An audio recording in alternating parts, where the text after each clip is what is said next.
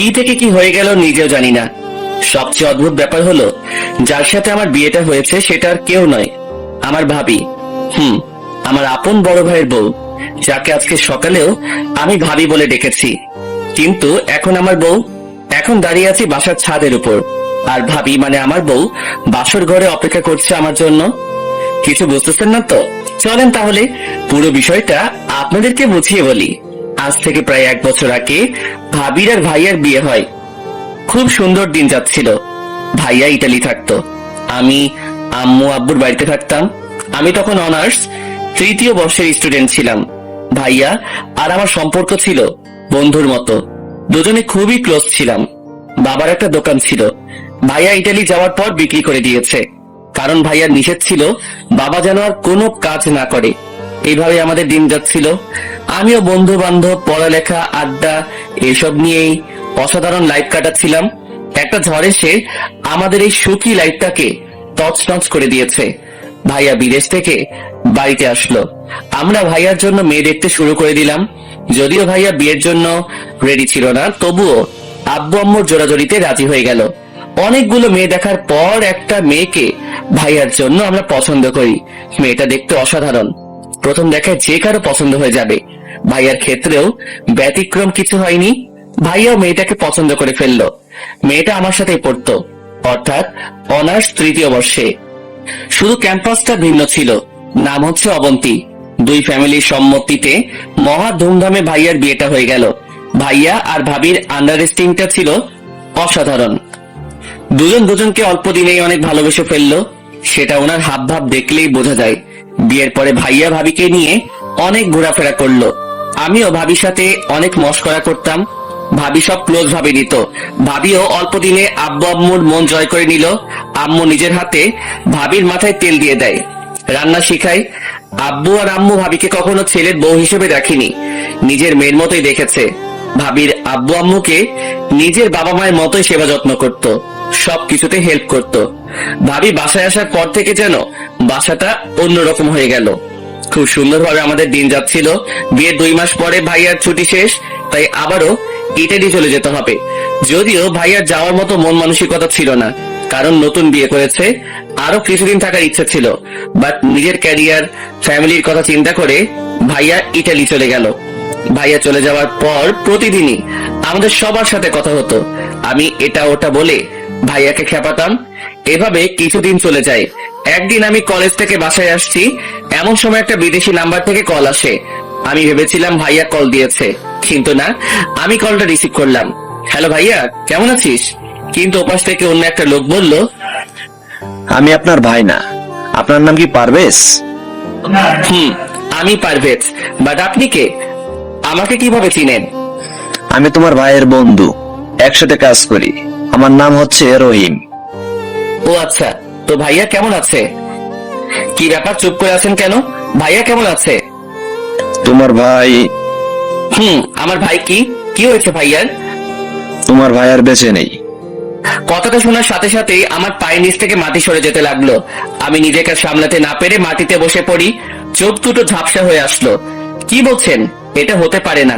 আমি সকালেও ভাইয়ের সাথে কথা বলেছি। ঠিকই বলছি। কিছুক্ষণ আগে তোমার ভাই ডিউটিতে যাচ্ছিল। প্রতিদিন আমি আর তোমার ভাই একসাথে কাজে যেতাম, কিন্তু আজকে আমার শিফট সকালে ছিল আর তোমার ভাইয়ের রাতে। একটু আগে বাস উল্টে তোমার ভাই সহ কোম্পানির প্রায় 13 জন লোক মারা যায়। বাকিদের অবস্থা খুব একটা ভালো না। না, আমার বিশ্বাস হয় না। আপনি ভালো করে দেখেন, আমার ভাইয়ের কিছু হয়নি। 2 দিনের মধ্যে লাশ দেশে পাঠিয়ে দেওয়া হবে। এ কথা বলেই রহিম ভাই কলটা কেটে দিল। আমি যেন পাথর হয়ে গেলাম। মুখ দিয়ে কোনো কথা আসছে না। আমি আব্বু আম্মুকে কি জবাব দিব? কি বলে বোঝাবো ভাবিকে? মাত্র 2 মাস পরে বিধবা হয়ে গেছে। এটা শুনলে ভাবি কি অবস্থা হবে? আব্বু আম্মুকে যদি বলি তোমাদের বড় সন্তান আর নেই, কি হবে ওনাদের? না, আমি আর কিছু ভাবতে পারছি না, মাথাটা ঘুরতেছে। তাড়াতাড়ি বাসায় যাই। একটা রিক্সা নিয়ে তাড়াতাড়ি বাসায় চলে গেলাম। কলিং বেল দেওয়ার একটু পর ভাবি এসে দরজা খুলে দেয়। কি ব্যাপার, আজকে আমার দুষ্টু দেবরটা এত তাড়াতাড়ি বাসায় চলে আসছে কেন? নিশ্চয়ই কলেজ ফাঁকি দিয়েছে। ভাবির কথা শুনে আমার ভিতরটা আবারও মোচড় দিয়ে উঠলো। আমি কোনো কথা না বলে নিজের রুমে চলে গেলাম। দরজা লাগিয়ে দিয়ে ওয়াশরুমে চলে গেলাম। পানি ছেড়ে দিয়ে ইচ্ছে মতো কাঁপতে লাগলাম। অনেকক্ষণ পর বের হলাম। ভাবি আমার রুমের দরজায় টোকা দিতে লাগলো। কি ব্যাপার দেবর সাহেব, মন খারাপ কেন? কি হয়েছে? মনে মনে বললাম, কি হয়েছে সেটা যদি শুনেন তাহলে আপনি নিজেকে স্থির রাখতে পারবেন না। ভাবি যেন কিছু না বোঝে, সেজন্য বললাম, কিছু না। না না, কিছু তো একটা হয়েছে, চোখ মুখ লাল কেন? বললাম তো ভাবি, কিছু হয়নি। আচ্ছা খেতে চলো, আব্বু আম্মু বসে আছে। আপনারা খেয়ে নেন, আমি খাবো না। ভাবি কিছু একটা বলতে চেয়েছিল, কিন্তু আমি তাড়াতাড়ি বাসা থেকে বেরিয়ে গেলাম। যেখানেই যাই ভাইয়া স্মৃতিগুলো মনে পড়তে লাগলো। মনে হচ্ছে ভাইয়া আমার পাশে গল্প করতেছে। নিজেকে কোনোভাবে সান্ত্বনা দিতে পারতেছি না। রাতের বেলা রুমে বসে বসে ভাইয়ার ছবিগুলো দেখতেছি আর চোখ দিয়ে পানি ঝরতেছে। এমন সময় আম্মু আমার রুমে আসলো।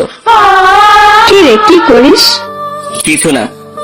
কাঁদতেছিস কেন? কই না, মনে হয় চোখে কিছু একটা পড়েছে। মিথ্যা বলবি না। তোর হাতে কার ছবি? আম্মু ছবিগুলো আমার হাত থেকে নিয়ে দেখে আমার আর ভাইয়ার ছবি, তারপর বলে, ভাইয়ের কথা মনে করে কাঁদতেছিস? আমি আর নিজেকে কন্ট্রোল করতে না পেরে আম্মুকে জড়িয়ে ধরে কাঁদতে শুরু করলাম। এই হঠাৎ করে তোর কি হলো? কিছু না, ভাইয়াকে খুব মিস করতেছি। পাগল একটা, ওরে কল দিয়ে কথা বল। ও আচ্ছা, ভালো কথা। সকাল থেকে তোর ভাই কল দেয়নি, অবন্তী নাকি কল দিয়েছিল, বারবার মোবাইল অফ পাচ্ছে। তুই একটু দেখ তো। আমি হ্যাঁ সূচক মাথা নাড়ালাম। তারপর আম্মু রুম থেকে চলে গেল। আমি আবারও ছবিগুলো দেখতে লাগলাম। এভাবে 2 দিন চলে গেল। আম্মু আব্বু ভাবি সবাই অনেক টেনশন করতেছে। ভাইয়ার কোনো খবর নাই। আমি জেনেও ওনাদের কিছু বলতে পারছি না। পরের দিন একটা অচেনা নাম্বার থেকে কল আসে। হ্যালো। আপনার নাম কি পারভেজ? জি, আপনি কে? আমি কাস্টম থেকে বলছি। আপনার ভাইয়ের লাশ এসেছে, এসে নিয়ে যান। আমি আর কোনো কিছু না বলে দৌড় দিলাম। একটা গাড়ি নিয়ে তাড়াতাড়ি এয়ারপোর্টে গেলাম। দেখলাম অনেকগুলো লাশ একসাথে শোয়াই রাখছে। দেখে এই ভিতরটা কেঁদে উঠলো।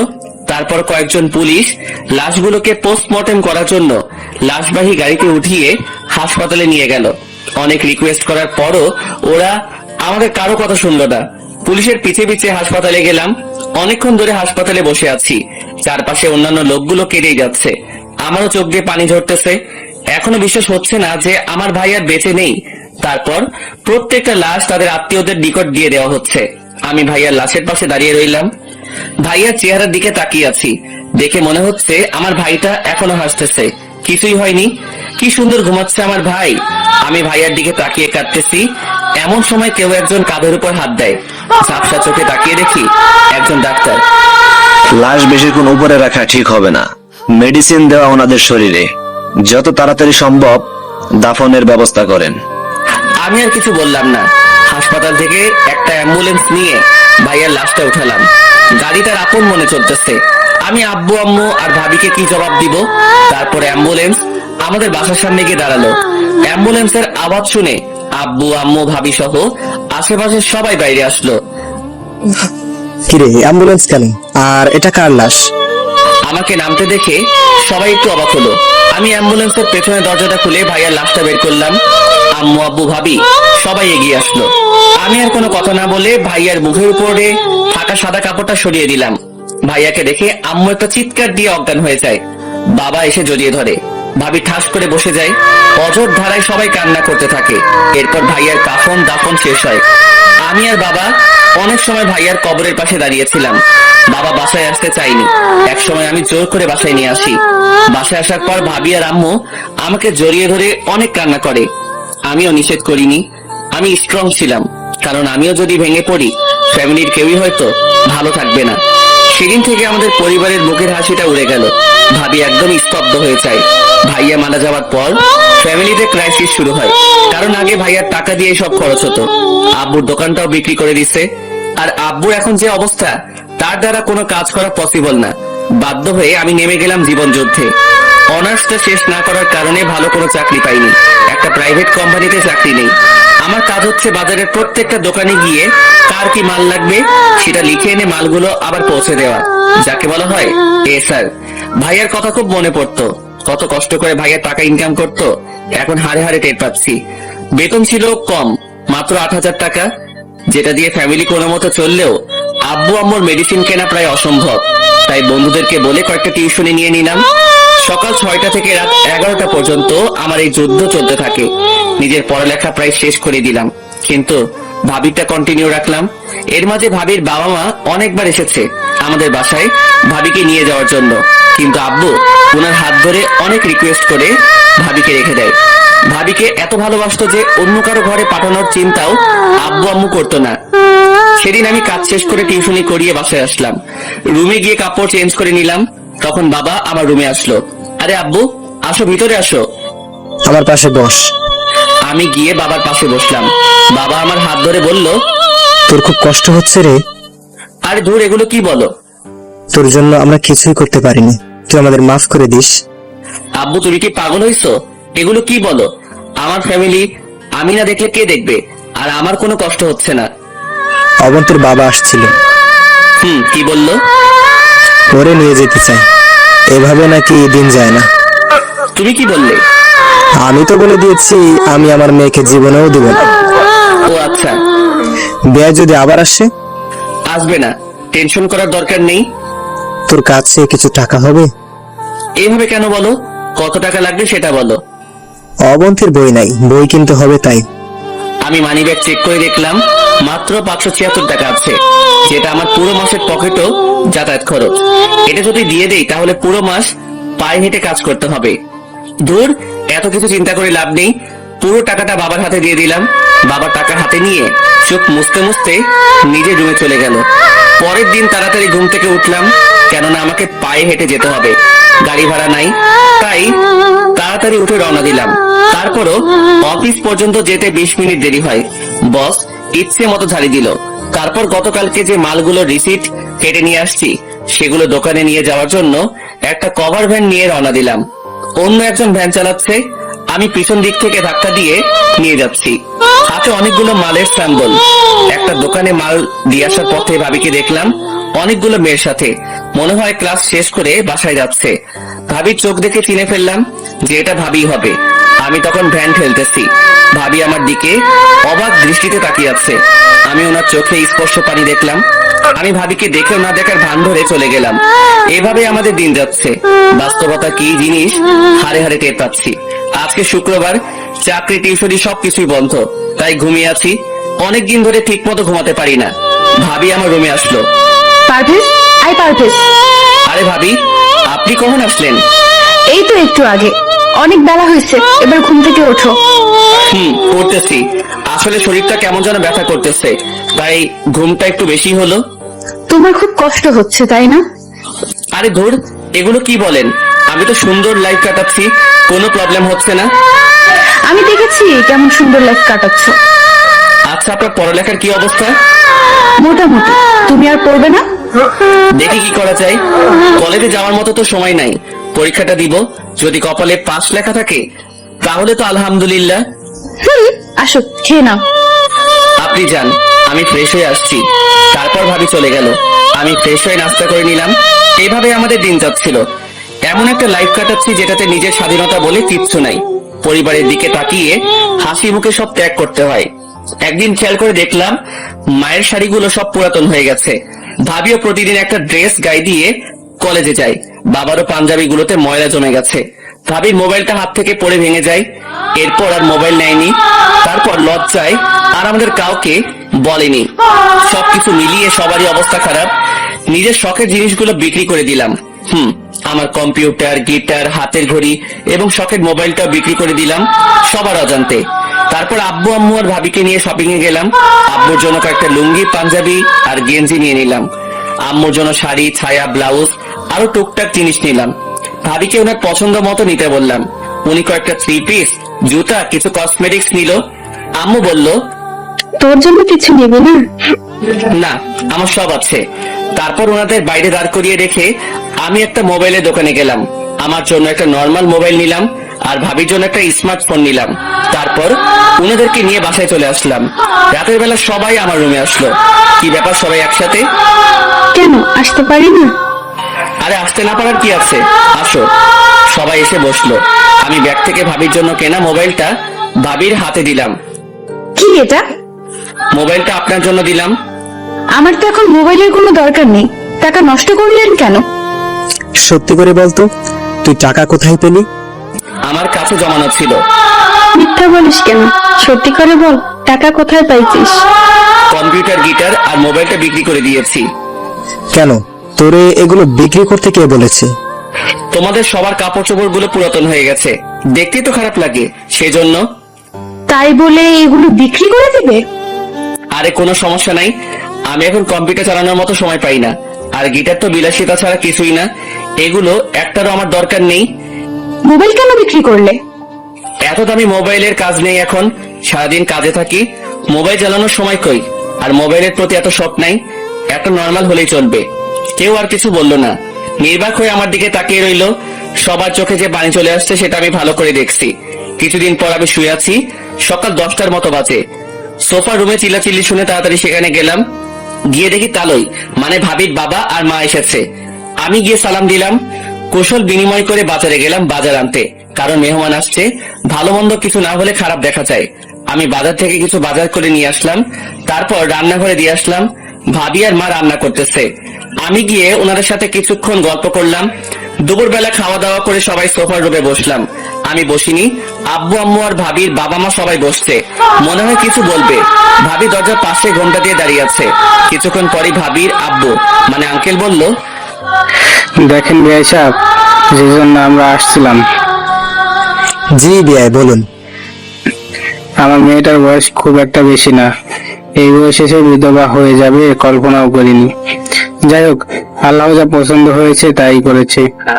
আমার মেয়েটা মাত্র 2 মাস জামাইয়ের সাথে ছিল, তারপর কি হলো সেটা তো জানেন। এখন কথা হচ্ছে, ওর তো একটা ভবিষ্যৎ আছে, এভাবে তো আর তার জীবন চলবে না। তো এখন কি করতে পারি? আপনাদের কিছু করতে হবে না, আমাদের মেয়েকে আমরা নিয়ে যাব, ওর অন্য জায়গায় বিয়ে দিয়ে দেব। এভাবে থাকলে তো আর হবে না। না বিয়াই, এটা করবেন না, আমার মেয়েকে আমার কাছ থেকে নিয়ে যাবেন না। দেখেন, আবেগ দিয়ে তো আর জীবন চলে না, বাস্তবতা মেনে নিতে হবে। এটা ঠিক যে আমার মেয়ের কপাল অনেক ভালো, আপনাদের মতো শ্বশুর শাশুড়ি পেয়েছে। খুব কম মেয়েই এরকম শ্বশুর শাশুড়ি পেয়ে থাকে। কিন্তু আপনারা তো আর ওর কিছু করতে পারবেন না, ও কি আপনাদের সাথে জীবন কাটাতে পারবে? আমাদেরও তো বয়স হয়েছে, মরতে তো হবেই।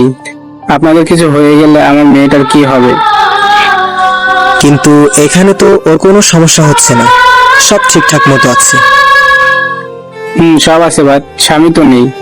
একটা মেয়ে কি এইভাবে লাইফ কাটাতে পারে? আপনিই বলুন, আপনার মেয়ে হলে আপনি কি করতেন?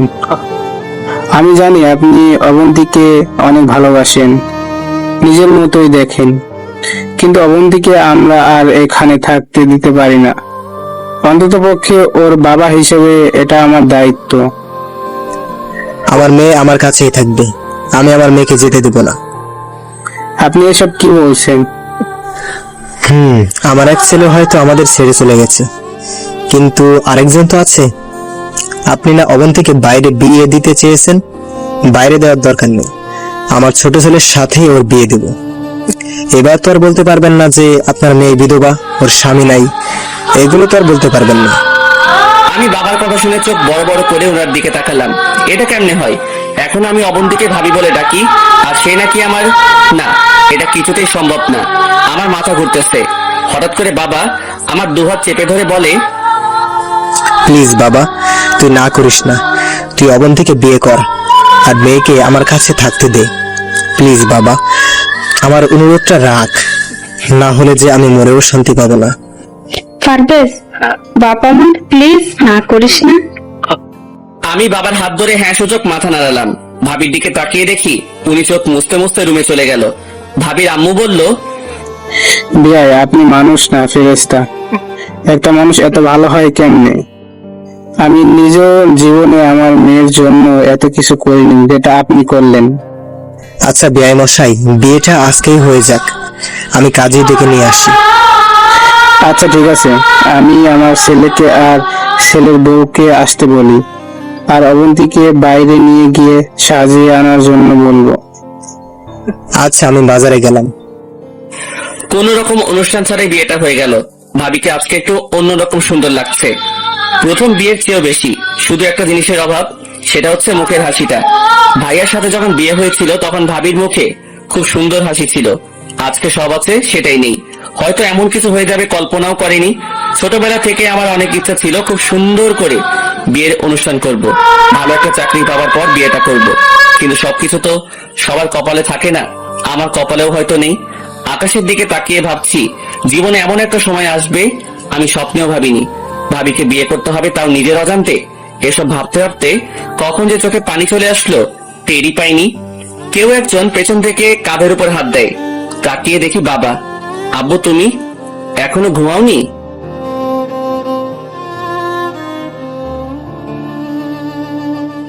প্রথম বিয়ের চেয়েও বেশি। শুধু একটা জিনিসের অভাব, সেটা হচ্ছে মুখের হাসিটা। ভাইয়ার সাথে যখন বিয়ে হয়েছিল তখন ভাবির মুখে খুব সুন্দর হাসি ছিল, আজকে সব আছে সেটাই নেই। হয়তো এমন কিছু হয়ে যাবে কল্পনাও করেনি। ছোটবেলা থেকে আমার অনেক ইচ্ছা ছিল খুব সুন্দর করে বিয়ের অনুষ্ঠান করব, ভালো একটা চাকরি পাওয়ার পর বিয়েটা করব। কিন্তু সবকিছু তো সবার কপালে থাকে না, আমার কপালেও হয়তো নেই। আকাশের দিকে তাকিয়ে ভাবছি জীবনে এমন একটা সময় আসবে আমি স্বপ্নেও ভাবিনি, ভাবিকে বিয়ে করতে হবে, তাও নিজের অজান্তে। এসব ভাবতে ভাবতে কখন যে চোখে পানি চলে আসলো টেরই পাইনি। কেউ একজন পেছন থেকে কাঁধের উপর হাত দেয়, তাকিয়ে দেখি বাবা। আব্বু তুমি এখনো ঘুমাওনি? পৃথিবীর নিকৃষ্ট বাবার মধ্যে আমি একজন, যে অন্যের মেয়ের জন্য নিজের ছেলেকে কোরবানি দিলাম। তোর সাথে আমি অনেক বড় অন্যায় করেছি। এই বয়সে সবাই ঘোরাফেরা করতেছি, আর আমি তোর কাঁধে সব চাপ তুলে দিলাম। আবার তোর অমত থাকা সত্ত্বেও অবন্তীর সাথে তোর বিয়ে দিয়ে দিলাম। তো তুমি এগুলো কি বলো? তোমার যেটা ভালো মনে হয়েছে সেটাই করেছো। অবন্তীকে অনেক ভালোবাসি রে। মেয়েটাকে ছাড়া ঘরটা কেমন যেন ফাঁকা ফাঁকা লাগে। যা, অনেক রাত হয়েছে, এবার ঘরে যা। মেয়েটা অনেকক্ষণ ধরে বসে আছে। আমি আর কোনো কথা না বলে নিচে চলে আসলাম, এসে রুমে চলে গেলাম। দরজা খুলে ভিতরে গিয়ে দেখি ভাবি মানে অবন্তী ভাইয়া একটা ছবির দিকে তাকিয়ে কাঁদতেছে। আমার ঠিক কি করা উচিত কিছু বুঝতেছি না। আমি খাটের পাশে গিয়ে দাঁড়িয়ে রইলাম। একটু পর ভাবি না, আর ভাবি বলবো না, কারণ সে এখন আমার স্ত্রী। বলল, পারভেজ, জি। তোমার সাথে কিছু কথা আছে। বলেন। আমি জানি তুমি ছেলেটা অনেক ভালো, তোমার মতো ছেলেকে স্বামী হিসেবে পাওয়া সত্যিই ভাগ্যের ব্যাপার, কিন্তু আমি তোমাকে কখনো স্বামী হিসেবে মানতে পারবো না। অবাক হয়ে ওনার দিকে তাকিয়ে রইলাম। তুমি তো জানোই তোমার ভাইকে আমি কতটা ভালোবাসি। তোমার ভাইয়ের জায়গায় আমি অন্য কাউকে জীবনে কল্পনা করতে পারবো না। সেদিন প্রথম বউ সেজে তোমাদের বাসায় এসেছিলাম, তখনই ওয়াদা করেছি তোমার ভাইকে ছাড়া জীবনে আর কারো দিকে তাকাবো না। আমার থেকে তোমার ভাই আমাকে বেশি ভালোবাসতো। কতটা ভালোবাসতো সেটা হয়তো কল্পনাও করা যাবে না। তুমি হয়তো আমাকে প্রশ্ন করতে পারো, আমি যদি অন্য কাউকে স্বামী হিসেবে না মানতে পারি তাহলে তোমাকে কেন বিয়ে করলাম? হ্যাঁ, এটার উত্তরও দিয়ে দিচ্ছি। তোমার সাথে বিয়ে না হলে অন্য কোথাও ঠিকই বাবা মা আমাকে বিয়ে দিয়ে দিত, কিন্তু আমি এখানে আব্বু আম্মু আর তোমার কাছ থেকে যে ভালোবাসা, আদর, যত্ন পেয়েছি অন্য কোথাও সেটা নাও পেতে পারি। আমার মনের অবস্থাটা তোমরা একটু হলেও বুঝবে, বাট অন্যরা বুঝবে না। জানো পারভেজ, আমি হচ্ছে পৃথিবীর সবচেয়ে বড় অভাগা। সুখ ঠিকই আসলো, কিন্তু কপালে লেখা ছিল না। তুমি আমাকে মাফ করে দিও, তোমার সুন্দর জীবনটা আমি নষ্ট করে দিলাম। জানো, আমার অনেক ইচ্ছা ছিল তোমার জন্য খুব সুন্দর একটা মেয়ে দেখব, তারপর তোমার সাথে বিয়ে দেব। আমরা যা হিসেবে নয়, বোন হিসেবে থাকতাম। একবার চিন্তা করো কত সুন্দর হতো আমাদের ফ্যামিলিটা। তুমি প্লিজ আমাকে মাফ করে দিও, আমি তোমাকে স্বামী হিসেবে মানতে পারছি না। অনেক রাত হয়েছে, ঘুমিয়ে পড়ুন। এটুকু বলেই বারান্দায় চলে গেলাম। এমন কিছু হবে আমি জীবনেও কল্পনা করিনি। আমি ভাবছি অন্য কোথাও অবন্তীর বিয়ে হয়ে গেলে সে সুখে থাকবে না, সবকিছু মানিয়ে নিতে একটু সময় লাগবে। আমার সাথে বিয়ে হয়ে গেলে হয়তো অবন্তীর কোনো আফসোস থাকতো না, কিন্তু কি ভাবলাম আর কি হয়ে গেল। আসলে সবকিছু সবার কপালে থাকে না, আমার কপালে যে এত খারাপ হবে আমি কখনো ভাবিনি। কত সুখেই না ছিলাম আমি, কিন্তু আজ সুখের চিহ্ন নাই। মনে মনে বাবার উপর রাগ হচ্ছে। ওনার আবেগ রাখতে গিয়ে আমার জীবনটাই শেষ। ভাইয়ার কথা খুব মনে পড়তেছে। আমি রুম থেকে বেরিয়ে গেলাম, ভাইয়ার কবরের কাছে যাব। ঘড়িতে দেখলাম 12টা বাজে। আমি কাউকে কিছু না বলে বাসা থেকে বেরিয়ে গেলাম। বাইরে খুব সুন্দর চাঁদের আলো। একা একা হাঁটতেছি। কিছুক্ষণ পর ভাইয়ার কবরের কাছে গেলাম। কবরের বেড়াটা ধরে তাকিয়ে রইলাম কবরের দিকে। ভাইয়া আর আমার স্মৃতিগুলো মনে পড়তে লাগলো। নিজেই বলতে শুরু করলাম, ভাইয়া কেমন আছিস? তোর কি সময় হবে একটু কথা বলতাম? জানিস, তুই যে আমার মাথার উপর ছায়ার মতো ছিলি, এখন হাড়ে হাড়ে টের পাচ্ছি। যখন যেটা চেয়েছি সেটাই তুই আমাকে দিয়েছিস, কিন্তু দেখ আমি কি হতভাগা। তোর জন্য কিছুই করতে পারলাম না। তুই যখন ফ্যামিলি চালাইছিস, রাজার মতো চলেছি আমরা, অথচ দেখ আমি কিভাবে চালাচ্ছি। এক বেলা খেলে পরের বেলা না খেয়ে থাকতে হয়। বাবা মাকে আমি সুখে রাখতে পারছি না। জানিস ভাই, এখন আমি কোনো জিনিস কিনলে তোর জন্য কিনে রাখি। আমি যেখানে যাই না কেন, সব সময় যেন মনে হয় তুই আমার পাশেই আছিস। ভাই, তোর মনে আছে তুই যেদিন বাইক কিনেছিলি, চাবিটা আমার হাতে দিয়ে দিলি আর বললি বাইকটা আজ থেকে তোর। তুই আমার জন্য অনেক স্যাক্রিফাইস করেছিস, কিন্তু দেখ আমি কত বড় হারামি। তোর জন্য তো কখনো স্যাক্রিফাইস করিনি, বরং তোর বউটাকে নিজের বউ করে নিয়েছি। ভাই বিশ্বাস কর, আমি অনন্তীকে বউ হিসেবে কল্পনাও করিনি। তোর যাতে মনে কষ্ট না যায় সেজন্য আমি কখনো অবন্তীর দিকে খারাপ নজরেও তাকাইনি। তুই সবসময় আমাকে বলতি অবন্তীকে দেখে রাখতে, কিন্তু দেখ আমি কত বড় বেঈমান। দেখে রাখার নাম করে আমি নিজে ওরে বিয়ে করে ফেলেছি। ভাই, এই ভাই, আর একবার আমাদের মাঝে আয়। আমি যে আর পারছি না, মা বাবাকেও কিছু বুঝতে দিতেছি না, কারণ আমি যদি ভেঙে পড়ি তাহলে ওদের কি হবে। ভাই, আমি তোর সাথে অনেক বড় অন্যায় করেছি, তুই আমাকে মাফ করে দিস। আর কোনো কথা মুখ দিয়ে আসছে না, বারবার ভাইয়ার চেহারাটা চোখে ভাসতেছে। আরো কিছুক্ষণ কবরের পাশে থেকে বাসার দিকে হাঁটা দিলাম।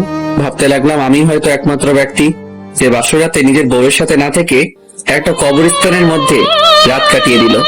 বাসায় যাওয়ার পর দেখলাম অবন্তী এখনো নাক টেনে টেনে কাঁদতেছে। কি ব্যাপার, আপনি এখনো ঘুমাননি? কোথায় গিয়েছিলে? ছাদে, রাত অনেক হয়েছে, ঘুমিয়ে যান। তারপর আমি একটা বালিশ নিয়ে ফ্লোরে ঘুমিয়ে পড়লাম। সকালবেলা ফজরের আজানের সময় ঘুমটা ভেঙে যায়। আমি উঠে নামাজ পড়ার জন্য রেডি হচ্ছি। অবন্তীর দিকে তাকিয়ে দেখি বাচ্চাদের মতো ঘুমাচ্ছে। কিছুক্ষণ তাকিয়ে থাকলাম, তারপর বাসা থেকে বের হয়ে মসজিদে চলে গেলাম। নামাজ পড়ে এসে দেখি অবন্তীও উঠে গেছে। আমি ওয়াশরুমে গিয়ে গোসল করে নিলাম। কাজে চলে যেতে হবে, পকেটে কোনো টাকা নেই, তাই হেঁটেই যেতে হবে। তাড়াতাড়ি না গেলে বসের ঝাড়ি খেতে হবে। গোসল করে রেডি হয়ে রুম থেকে বের হলাম। দেখি মা রান্না করছে আর অবন্তী সেগুলো সাজিয়ে দিচ্ছে। বাবা বসে বসে খবরের কাগজ পড়তেছে। আমাকে এত সকাল সকাল রেডি হতে দেখে বলল, কি রে, তুই কই যাস? আব্বু, কাজে যাচ্ছি। কালকেও যাইনি। না আব্বু, বাসায় তো তেমন কোনো কাজ নাই, তো বসে থেকে কোনো লাভ নাই। আচ্ছা শোন, বলো। অবন্তীর তো সামনে ফাইনাল পরীক্ষা, কলেজের তো ফিস বেতন সব রয়ে গেল। আচ্ছা, আমি রাতে দিয়ে দিব। কত টাকা হয়েছে আমাকে বলে দিও। সে কি আজকে কলেজে যাবে? যাবে। ওকে, তাহলে কলেজে গিয়ে কত টাকা হয়েছে সেটা জেনে আমাকে বলার জন্য বলিও। আচ্ছা ঠিক আছে। ওকে, আমি বের হচ্ছি। তারপর বেরিয়ে গেলাম। কি করব বুঝতেছি না। অবন্তীর ফাইনাল পরীক্ষা মানে তো আমারও ফাইনাল পরীক্ষা, কারণ অবন্তী আর আমি সেম ইয়ারেই পড়ি, শুধু ক্যাম্পাসটা ভিন্ন। যখন কলেজে নিয়মিত যাইতাম, টাকা খরচ করতাম, কত বন্ধু বান্ধব ছিল, আর এখন টাকাও নাই, বন্ধুও নাই। ফাইনাল এক্সাম চলে আসছে, অথচ কেউ একটু আমাকে জানালোও না। আমারও অনেক ইচ্ছা ছিল অনার্সটা অন্তত শেষ করা, কিন্তু কিভাবে কি করব? অবন্তীর টাকা দেওয়ার মতো টাকাও তো আমার হাতে নাই। প্রতিদিনের মতো গোডাউনে চলে গেলাম। বস সেখানে বসে আছে। আসসালামু আলাইকুম বস। কি অবস্থা মিস্টার পারভেজ? কালকে আসুনি যে? বস একটু কাজ ছিল। এত কি কাজ তোমার? এত কাজ হলে কি দরকার চাকরি করার? চুপ করে দাঁড়িয়ে আছি। যাও, আজকে সবগুলো মাল সেল করে আসবে, না হলে বেতন কেটে নিয়ে যাওয়া হবে। এখনো দাঁড়িয়ে আছি। কি ব্যাপার, দাঁড়িয়ে আছো কেন? কিছু বলবা নাকি? জি বস, একটা কথা ছিল। কি কথা?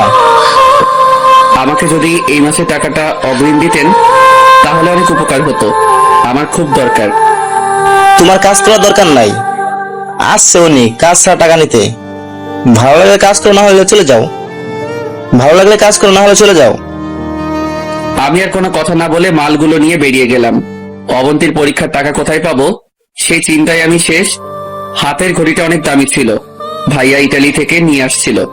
বাংলা টাকায় অনেক দাম, উপায় না পেয়ে সেটা বিক্রি করার সিদ্ধান্ত নিলাম। ভাইয়া শেষ চিহ্নটুকু বিক্রি করে দিলাম। কয়েকটা দোকানে মাল সেল দেওয়ার পর আইমানের সাথে দেখা। কি রে পারভেজ, তুই এগুলো কি করিস? আইমান বন্ধু তুই? হাই রে, কতদিন পর দেখা। কি অবস্থা তোর? আমি তো আছি, তুই এগুলো কি করিস? চাকরি নিয়েছি। বল বেটা, এটা কোনো চাকরি হলো? আর তোর বাবা ইনকাম করে, ভাইয়া ইনকাম করে, তুই এগুলো কেন করিস? তোর তো রাজার হালে থাকার কথা। ছিলাম, বাট এখন প্রজার থেকেও আমার অবস্থা খারাপ। কেন, কি হয়েছে? সবকিছু বললাম। কি বলিস তুই? তোর পড়ালেখা শেষ করে দিলাম। আমি পড়তে গেলে অবন্তীর আর পড়া হবে না। 2 জায়গায় টাকা দেওয়ার মতো অত টাকা আমার কাছে নাই। তোর রেজিস্ট্রেশন করা আছে? বাট সেটা দিয়ে আর কি হবে? তোর পরীক্ষার টাকা আমি দেবো, তুই পরীক্ষা দে। ধন্যবাদ, বাট আমি টাকা নিতে পারবো না। কেন? দেখ, আমার টাকা নাই এটা সত্য, কিন্তু কারো করুণা নেওয়ার মতো ছেলে আমি না, সেটা তুই ভালো করেই জানিস। আজকে যদি তোর ভাই দিত তাহলে কি বলতি? ভাই তোর প্রতি করুণা করছে? মনে করে এখন আমি তোর ভাই, তাই টাকাটা দিচ্ছি। কিন্তু মনে রাখিস, একবারে দিচ্ছি না, তুই ভালো কোনো চাকরি পেলে আমার টাকা দিয়ে দিবি। ওকে। চল কলেজে যাই, সবকিছু ঠিক করে আসি। না দোস্ত, তুই যা, আমার এগুলো সেল করতে হবে। তুই গিয়ে আমার নামে টাকা জমা দিয়ে দিস। আচ্ছা ঠিক আছে, ভালো থাকিস, আমি আবার দেখা করব। ওকে, তুই বাসায় আসিস। এরপর আইমান চলে যায়। মনের মধ্যে একটু শান্তি আসলো।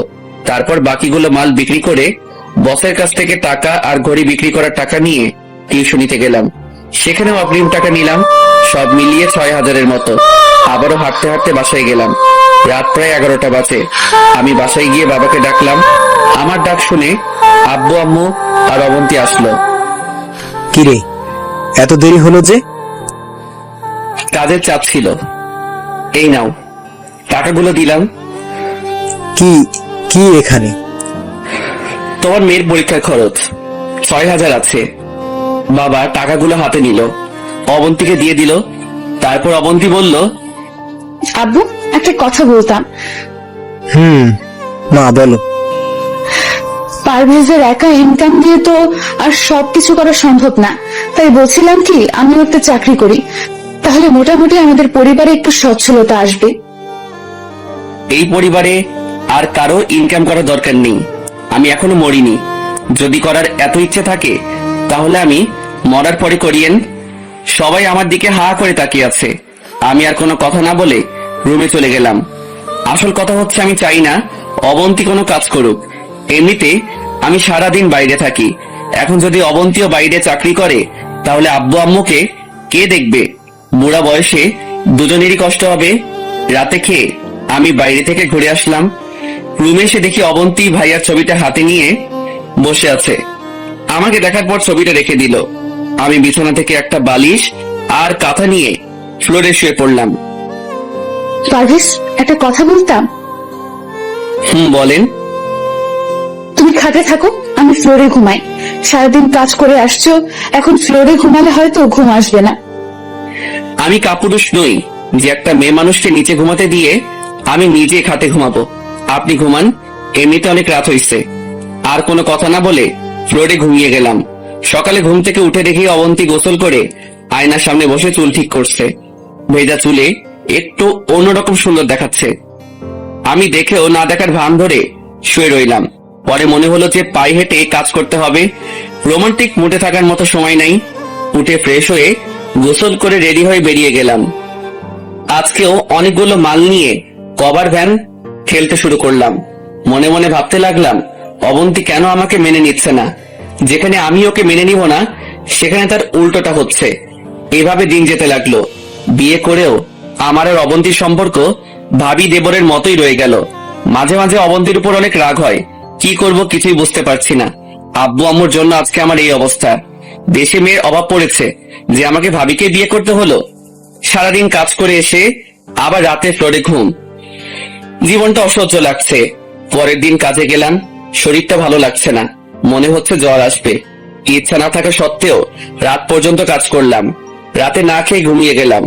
গভীর রাতে আমার কাঁপুনি দিয়ে জ্বর আসছে। ঠিক মতো চোখও মেলতে পারছি না। হঠাৎ করে কপালে কারো নরম হাতের স্পর্শ পেলাম। ঝাপসা চোখে তাকিয়ে দেখি অবন্তী ডাকতেছে। পারভেজ, এই কি হয়েছে তোমার? এরকম করছো কেন? আমার অবস্থা এতই খারাপ যে ওর সাথে কথা বলার মতো শক্তিও আমার নেই। অবন্তী আমাকে উঠিয়ে হাতে শুইয়ে দিল। তারপর সারা রাত মাথায় পানি ঢাললো। আর কি কি করছে কিছুই মনে নেই। জ্বরের ঘোরে কোনো কিছু অনুভব করতে পারিনি। সকালবেলা অবন্তীর ডাকে ঘুম ভাঙলো। তাকিয়ে দেখি আব্বু আম্মু সবাই বসে আছে। অবন্তী নাস্তা হাতে দাঁড়িয়ে আছে। তারপর নিজের হাতে খাইয়ে দিয়ে মেডিসিন খাইয়ে দিল। এখন কেমন লাগছে? ভালো, তোমরা খেয়েছো? ঠিক মতো খাওয়া দাওয়া করিস না, তাই এমন হলো। ডাক্তার বলেছে কয়েকদিন রেস্টে থাকতে। ডাক্তার কখন আসলো? আরো আগে তুই ঘুমেছিলি। অবন্তীর কল দিয়ে আসতে বলেছি। সরি। সরি কেন? আমার জন্য আজকে তোমার এই অবস্থা। আরে ধুর, এগুলো কি বলেন? আপনার জন্য হবে কেন? ফ্লোরে ঘুমানোর কারণে এমন হয়েছে। প্লিজ তুমি খাটে ঘুমাও, আমি নিচে ঘুমাচ্ছি। দরকার নাই, আমার জন্মই হয়েছে নিচে ঘুমানোর জন্য। আমি থাকতে পারবো, সমস্যা নেই, আপনি ঘুমান। কিন্তু কোনো কিন্তু না। নিচে ঘুমালে আপনারও তো সমস্যা হতে পারে। তখন কি করবেন? তো ঘুমিয়ে পড়ুন। অবন্তী কিছু একটা বলতে চেয়েছিল, বাট আমি বলার আর সুযোগ না দিয়ে উল্টো পাশ হয়ে শুয়ে গেছি। ফকিন্নি এটা বলতে পারছে না যে আসো আমরা দুজনে খাটে ঘুমাই। দুজন খাটে ঘুমালে কি এমন সমস্যা হয়ে যাবে? আব্বু আম্মু বুঝে যাবে, তাই অন্য রুমেও যেতে পারছি না। দেখবো অবন্তী ম্যাডাম আপনি কতদিন এভাবে থাকতে পারেন। কয়েকদিন পর মোটামুটি সুস্থ। আবারও কাজে চলে গেলাম। এমন সময় আয়মানের সাথে দেখা হলো। কি রে দোস্ত, কি অবস্থা? এই তো আলহামদুলিল্লাহ ভালো। তোর? ভালোই। তোর কাজ শেষ হতে কতক্ষণ লাগবে? সন্ধ্যা হবে। আচ্ছা, কাজ শেষ হলে দেখা করিস। অনেকদিন তোর সাথে আড্ডা দিই না। আচ্ছা ঠিক আছে। তারপর আবার কাজে চলে গেলাম। বিকেল বেলা আইমানের সাথে দেখা করতে গেলাম। আসছিস? বল কি অবস্থা? এই তো চলছে। এই জানিস আগামী মাস থেকে তো পরীক্ষা। কি আগামী মাসে পরীক্ষা? তোর প্রিপারেশন কেমন? পরীক্ষাও তো দেওয়ার কথা ছিল না, তুই তো টাকার ব্যবস্থা করে দিলি, আর বইও তো কিনিনি। প্রিপারেশন কেমন হবে তুই বল। তোর ভাই মারা যাওয়ার পর থেকে সব কেমন যেন উল্টা পাল্টা হয়ে গেছে। বাস্তবতা কি জিনিস এখন বুঝতেছি। তোর ভাবি কেমন আছে? ভাবি না, বউ আমার। বউ মানে? ভাবির সাথেই আব্বা আমার বিয়ে দিছে। কি? কখন? আমাকে তো কিছুই বলিসনি। পুরো ঘটনা শেয়ার করলাম। এত কিছু হয়ে গেছে অথচ আমাকে জানালি না। সরি দোস্ত, বলার মতো তেমন সুযোগ ছিল না। তো অবন্তীর জন্য তো এটা প্লাস পয়েন্ট, তবুও তোকে মেনে নিচ্ছে না কেন? জানি না রে, হয়তো আমি ওর যোগ্য নই। তো এখন কি করবি? কি আর করা, এভাবেই দিন যাবে। শোন পারভেজ, এটা কোনো জীবন নয়। তোর একটা ভবিষ্যৎ আছে, এভাবে তো আর কিছুই হবে না। তো এখন কি করতাম? অবন্তীর সাথে কথা বলে সব ঠিকঠাক কর। কোনো লাভ হবে না, ও আমাকে মেনে নিতে পারবে না। না দিলে ডিভোর্স দিয়ে দিবে। অন্য কোথাও বিয়ে হলে তখন ঠেলা বসবে। ধুর, তুই পাগল নাকি? ওরে রাখার জন্যই আব্বু আমার সাথে বিয়ে দিচ্ছে, আর তুই বলছিস ডিভোর্স দিতে? ভালো তো, তাহলে সারা জীবন সিঙ্গেল থাক, ভাবি আর দেবরের মতো কাটা। শোন ভাই, জীবন অনেক কঠিন, সেটা তো তুই আমার থেকে ভালো জানিস। সেটা ঠিক, বাট অবন্তীকে ডিভোর্স দেওয়া তো দূরের কথা, ডিভোর্সের নাম মুখেও আনা যাবে না। দেখ, যা করবি ভেবে চিন্তে কর। আবেগ দিয়ে তো জীবন চলে না।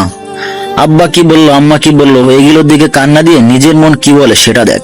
তোর লাইফ তোকেই হ্যান্ডেল করতে হবে। ঠিক। তুই একটা কাজ কর, কি? তুই অবন্তীর সাথে সরাসরি এই ব্যাপারে কথা বল। কোন ব্যাপার? তোকে স্বামী হিসেবে মেনে নেবে নাকি নিবে না সেটা। যদি না মেনে নেবে বলে, তাহলে তুই অবন্তীকে বলে দিবি তুই ওকে ডিভোর্স দিয়ে দিবি। এটা কি করে হয়? সব হয়, তুই কথা বল। এখন না, পরীক্ষাটা শেষ হোক তারপর। আচ্ছা ঠিক আছে। তারপর আরো কিছুক্ষণ আড্ডা দিয়ে বাসায় চলে আসলাম। এইভাবেই দিন যাচ্ছে। অবন্তীর সাথে দরকার ছাড়া কথা বলি না, কেমন যেন অস্বস্তি লাগে। দেখতে দেখতে পরীক্ষার সময় চলে আসলো। অবন্তী আর আমি একসাথে পরীক্ষা দিলাম। আমার পরীক্ষার কথা শুনে বাবা মা অনেক খুশি। পরীক্ষার কিছুদিন পর একদিন সকালবেলা অবন্তী বসে বসে মোবাইল টিপতেছে। আব্বু আম্মু মামার বাড়িতে গেছে। আমি মনে মনে ভাবলাম এটাই সুযোগ, অবন্তীর সাথে এবার বোঝাপড়াটা হয়ে যাক। আমি অবন্তীর সামনে গেলাম। কিছু বলবে? বলো। আপনি কি চান? মানে আপনি কি আমার কাছে থাকতে চান নাকি আমার কাছ থেকে মুক্তি চান, কোনটা? পারভেজ, তোমার মাথা ঠিক আছে? এগুলো কি বলছো? আপনি উত্তর দেন। এখানে থাকতে কি আপনার কোনো সমস্যা হচ্ছে? না। তাহলে আমাকে স্বামী হিসেবে মানতে আপনার সমস্যা কোথায়? দেখো, আমি তোমাকে আগেই বলছি এটা কোনোভাবেই সম্ভব নয়। যদি আপনার অন্য কোথাও বিয়ে হতো, আমার সাথে বিয়ে হয়েছে বলে আপনি আমাকে মেনে নিতে পারছেন না, কিন্তু অন্য কোথাও হলে কি পারতেন? জীবনেও না। আমি কোনোদিনই আপনাকে কোনো কথা বলিনি। তার মানে এই নয় যে সারা জীবন এভাবে থাকবো। আমারও তো একটা লাইফ আছে, আমারও তো ইচ্ছে করে সুন্দর করে সংসার করতে। আব্বু আম্মু আপনাকে অনেক ভালোবাসে, নিজের মেয়ের মতো দেখে। এখন যদি আমি ওনাদেরকে বলি আপনাদের আদরের মেয়ে বিয়ের পরের দিন থেকে আমাকে ফ্লোরে রাখছে, তখন কি হবে চিন্তা করছেন? আপনার সাথে বিয়েটা হয়েই আমার জীবনটা শেষ। সারাদিন এত কাজ করার পরেও কোনো শান্তি নাই। আপনার সামনে দুটো রাস্তা খোলা আছে, হয় আপনি আমাকে মুক্তি দেন, না হয় আমি আপনাকে। পুরোটা বলার আগে অবন্তী আমার দিকে তাকিয়ে কাঁদতে শুরু করলো। আর কোনো কথা না বলে সে রুমে চলে গেল। ঠাস করে দরজাটা লাগিয়ে দিল। আমি সোফায় গিয়ে বসে রইলাম। একটু পর দেখি সে ব্যাগপত্র গুছিয়ে চলে যাচ্ছে। থামাতে গিয়েও থামাইনি। যাক, তাতে আমার কি? এসব আবেগ দিয়ে তো আর জীবন চলে না। আমি তোরে জোর করে বিয়ে করিনি। আমাকে যদি এতই অপছন্দ করতো তাহলে বিয়ের দিন বলে দিলেই পারতো। সারাদিন বাসায় কাটিয়ে দিলাম, বাবা মাও নেই। বাসাটা কেমন খালি খালি লাগছে। বিকেল বেলা বাসা থেকে বের হয়ে দেখি আয়মান, আমাদের বিয়ে হয়েছে বলে আপনি আমাকে মেনে নিতে পারছেন না, কিন্তু অন্য কোথাও হলে কি পারতেন? জীবনেও না। আমি কোনোদিনই আপনাকে কোনো কথা বলিনি। তার মানে এই নয় যে সারা জীবন এভাবে থাকবো। আমারও তো একটা লাইফ আছে, আমারও তো ইচ্ছে করে সুন্দর করে সংসার করতে। আব্বু আম্মু আপনাকে অনেক ভালোবাসে, নিজের মেয়ের মতো দেখে। এখন যদি আমি ওনাদেরকে বলি আপনাদের আদরের মেয়ে বিয়ের পরের দিন থেকে আমাকে ফ্লোরে রাখছে, তখন কি হবে চিন্তা করছেন? আপনার সাথে বিয়েটা হয়েই আমার জীবনটা শেষ। সারাদিন এত কাজ করার পরেও কোনো শান্তি নাই। আপনার সামনে দুটো রাস্তা খোলা আছে, হয় আপনি আমাকে মুক্তি দেন, না হয় আমি আপনাকে। পুরোটা বলার আগে অবন্তী আমার দিকে তাকিয়ে কাঁদতে শুরু করলো। আর কোনো কথা না বলে সে রুমে চলে গেল। ঠাস করে দরজাটা লাগিয়ে দিল। আমি সোফায় গিয়ে বসে রইলাম। একটু পর দেখি সে ব্যাগপত্র গুছিয়ে চলে যাচ্ছে। থামাতে গিয়েও থামাইনি। যাক, তাতে আমার কি? এসব আবেগ দিয়ে তো আর জীবন চলে না। আমি তোরে জোর করে বিয়ে করিনি। আমাকে যদি এতই অপছন্দ করতো তাহলে বিয়ের দিন বলে দিলেই পারতো। সারাদিন বাসায় কাটিয়ে দিলাম, বাবা মাও নেই। বাসাটা কেমন খালি খালি লাগছে। বিকেল বেলা বাসা থেকে বের হয়ে দেখি আয়মান আমাদের বাসার সামনে বসে আছে। কি রে, তুই এখানে? কেন আসতে পারি না? আরে দূর, সেটা না। এই সময় তুই তো এদিকে আসিস না, সেই জন্য জিজ্ঞেস করলাম। তোকে অনেকবার কল দিতেছিলাম, মোবাইল অফ দেখাচ্ছে, তাই চলে আসলাম। আচ্ছা, ভিতরে আয়। তারপর আয়মানকে নিয়ে আবার বাসায় গেলাম। কিরে, কাউকে দেখছি না যে? আব্বু আম্মু মামার বাসায় গেছে, আসতে রাত হবে। আর তোর বউ? ও ওর বাপের বাড়িতে চলে গেছে। কেন? আমার সাথে ঝগড়া করে। তুই আবার কি করলি? পুরো ঘটনা শেয়ার করলাম। তো এখন কি সিদ্ধান্ত নিলি? অবন্তীকে রাখবি নাকি ডিভোর্স দিয়ে দিবি? এখনো কিছু চিন্তা করিনি। যেটা ভালো মনে হয় সেটাই কর। আরো কিছুক্ষণ আড্ডা দিয়ে আইমান চলে গেল। মাগরিবের পরে নামাজ পড়ে আর বাসায় আসিনি। ভাইয়ার কবরের কাছে গেলাম। কবরের পাশে বসে নিজে নিজেই বলতে শুরু করলাম, ভাইয়া কেমন আছিস? তোর এই অকৃতজ্ঞ ভাইটা তোর বউকে সুখে রাখতে পারছে না রে। তুমি আমাকে মাফ করে দিস ভাই। আমি কি করব বল? এত অল্প টাকা, ভেতরে ফ্যামিলি চালাতেও আমার অবস্থা খারাপ হয়ে যাচ্ছে। তুই জানিস ভাই, আমি সকালবেলা কখন নাস্তা করেছি ভুলে গেছি। শুক্রবার ছাড়া দুপুরবেলা আমার পেটে ভাত পড়ে না, শুধু পানি আর এক টুকরো পাউরুটি ছাড়া। জানিস ভাই, আমি 2টা শার্ট দিয়ে পুরো বছরটা কাটিয়ে দিয়েছি। নিজের স্বাদ ইচ্ছা সব বিসর্জন দিয়ে দিয়েছি। নিজের কম্পিউটার, মোবাইল, ঘড়ি সব বিক্রি করে দিয়েছি ওদের মুখে হাসি ফুটানোর জন্য। জানিস ভাই, আমি পড়ালেখাটাও শেষ করে দিয়েছি শুধু অবন্তীর জন্য। কিন্তু দেখ, সে আজকে আমাকে রেখে চলে গেছে। আসলে ভাই দোষটা আমারই। আমি ওদের কাউকে ঠিক মতো সুখে রাখতে পারছি না। কি করব বল? সারাদিন এত কাজ করে বাসায় এসে আমার ফ্লোরে থাকতে ইচ্ছা করে না। আমারও ইচ্ছা করে অন্তত রাতের বেলা কেউ একজন আমার সাথে ভালো ব্যবহার করুক, ঠিকভাবে আমার যত্ন নিক। কিন্তু দেখ, কপালটা এতই খারাপ যে এই সামান্য চাওয়াটুকু আল্লাহ কপালে রাখলো না। ভাই তুই আমাকে মাফ করে দিস। আমি কাউকে সুখ রাখতে পারছি না রে ভাই। আর কিছু বলতে পারলাম না। ভাইয়ার স্মৃতিগুলো চোখের সামনে ভাসতে লাগলো। আরো কিছুক্ষণ ভাইয়ার পাশে থেকে কবর জিয়ারত করে বাসায় চলে গেলাম। দেখলাম তালা আগে থেকেই খোলা, তার মানে আব্বু আম্মু এসে গেছে। দরজাও খোলা। দেখলাম আব্বু আম্মু চোখ মুখ লাল করে বসে আছে। আব্বু কখন আসছো? তার আগে বল, আমার মেয়ে কোথায়? মাথা নিচু করে দাঁড়িয়ে আছি। কি হলো, কোনো কথা বলছিস না যে? ওর বাবার বাড়িতে গেছে। অনেকদিন নাকি ওর আম্মুকে দেখেনি। বাবার বাড়ি গেছে নাকি তুই পাঠিয়েছিস? অবন্তী আমাদের সবকিছু বলেছে, যা মেয়েটাকে নিয়ে আয়। আরে আজব, আমি কেন পাঠাবো? ও নিজেই গেছে। নিয়ে আসবো মানে? এখন রাত হয়ে গেছে, আর সে যখন নিজে থেকে গেছে আবার নিজে থেকেই আসবে। এত কথা কেন বলিস? আর বিয়ের পর থেকে তো তুই ওই বাড়িতে যাসনি, এখন যা। এখন গেলে আসবো কখন? তোকে কি একবারও বলছি এখন চলে আসতে? যা এখন, যখন ভালো লাগবে তখন আসবি, পারলে 2 দিন থেকে আয়। আমি ওখানে 2 দিন থাকি, আর এইদিকে আমার চাকরিটা চলে যাক। হইছে, যা এখন। কি আর করার, রেডি হয়ে অবন্তীদের বাসার দিকে রওনা দিলাম। রাত 9টার সময় ওদের বাসায় গিয়ে পৌঁছালাম। কলিং বেল দিলাম। প্রায় 5 মিনিট পর অবন্তীর মা মানে শাশুড়ি এসে দরজা খুলে দিল। আসসালামু আলাইকুম। আরে বাবা তুমি, আসো আসো, ভিতরে আসো। ভিতরে গেলাম। শ্বশুরও বেরিয়ে আসলো। সালাম দিলাম, আরো কিছুক্ষণ কথা বললাম। তারপর উনি বলল, অবন্তী রুমে আছে, তুমি যাও। আমি ওর রুমের কাছে গেলাম। দেখলাম অনেকগুলো মেয়ের সাথে বসে বসে হাসছে। ভাইয়া মারা যাওয়ার পরেই প্রথম অবন্তীকে এইভাবে হাসতে দেখছি। এই মুহূর্তে আমার রুমে যাওয়া উচিত হবে কিনা ভাবতেছি। রুমের বাইরে দাঁড়িয়ে রইলাম। কেউ একজন আমাকে দেখে ফেলেছে মনে হয়। তারপর দুলাভাই দুলাভাই বলে ডাকতে শুরু করলো। ভিতরে গেলাম, দেখে অবন্তী আর ওর কয়েকটা কাজিন বসে বসে গল্প করছে। সবার সাথে পরিচিত হওয়ার পর এক এক করে সবাই চলে গেল। তারপর আমি গিয়ে সোফায় বসলাম। কেউ কোনো কথা বলছি না। নীরবতা ভেঙে অবন্তী বলল, কেন আসছো? আব্বু আম্মু আপনাকে নিয়ে যেতে বলেছে। তারা বলছে সেজন্য এসেছো, নিজে থেকে আসোনি? চুপ করে রইলাম। আমি তো তোমাকে প্যারা দিই, আমি না থাকলে তুমি ভালোই থাকবে। সরি, আসলে সকালবেলা আমার মাথা ঠিক ছিল না, তাই ভুলভাল বলে ফেলছি। সরি, আমি যেতে পারবো না। কেন? এমনিতেই তুমি অনেক কিছু করেছো, আর দরকার নেই। আমি কিছু বলতে যাব, এমন সময় অবন্তীর আম্মু এসে খাবার জন্য ডেকে গেল। অবন্তী তখন বলল, খেতে আসুন।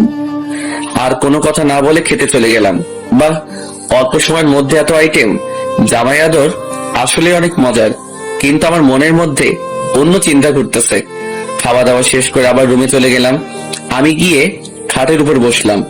অনেকক্ষণ পর অবন্তী আসলো। আমি উঠে সোফায় চলে গেলাম। তুমি খাটে ঘুমাও, আর আপনি? আমি সোফায় ঘুমাবো। দরকার নেই, আপনি খাটে ঘুমান। সকালে একটু তাড়াতাড়ি উঠিয়েন। আমি আপনাকে বাসায় দিয়ে আমাকে আবার কাজে যেতে হবে। তোমার বলছি না আমি যাবো না। যাবেন না মানে? যাবো না মানে যাবো না। তার মানে আপনার কাছে আব্বু আম্মুর ভালোবাসার কোনো দাম নেই?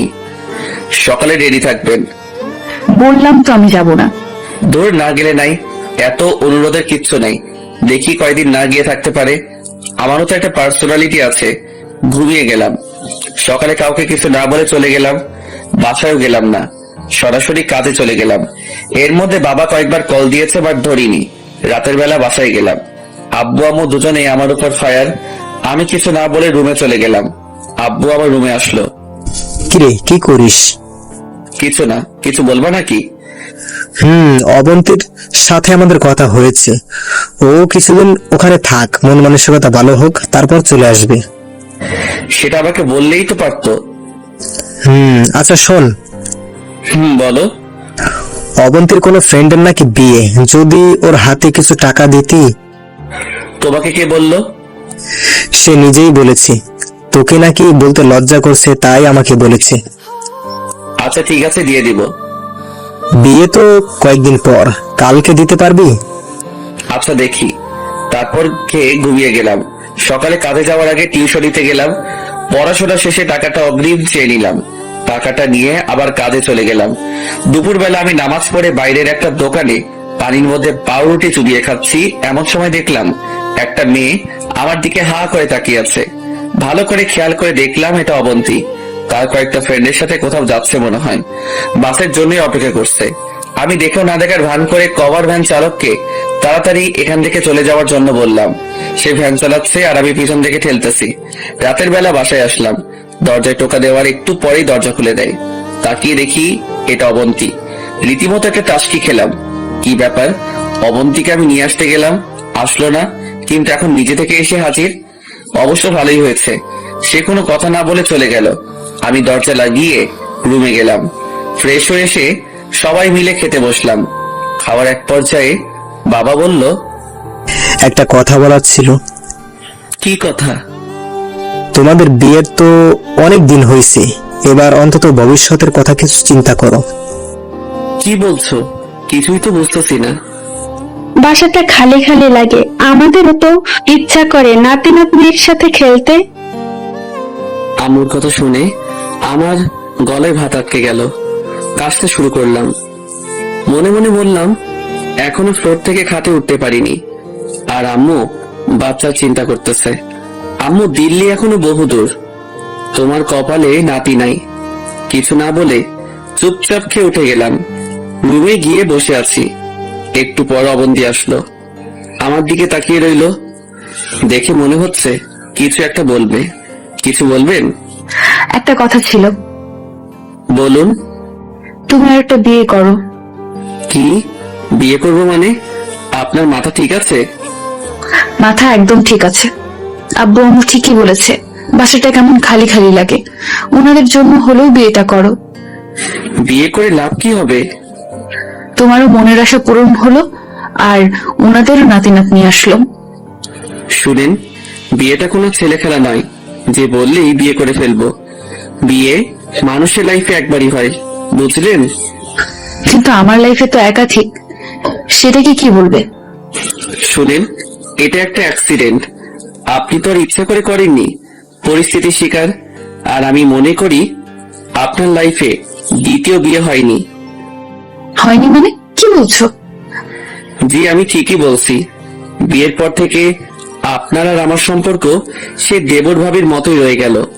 না আছে কোনো আন্ডারস্ট্যান্ডিং, না আছে শেয়ারিং, আর না আছে কেয়ারিং। আগে তো একটু হলেও হেসে হেসে কথা বলতেন, কিন্তু বিয়ের পর থেকে তো সেটাও নাই।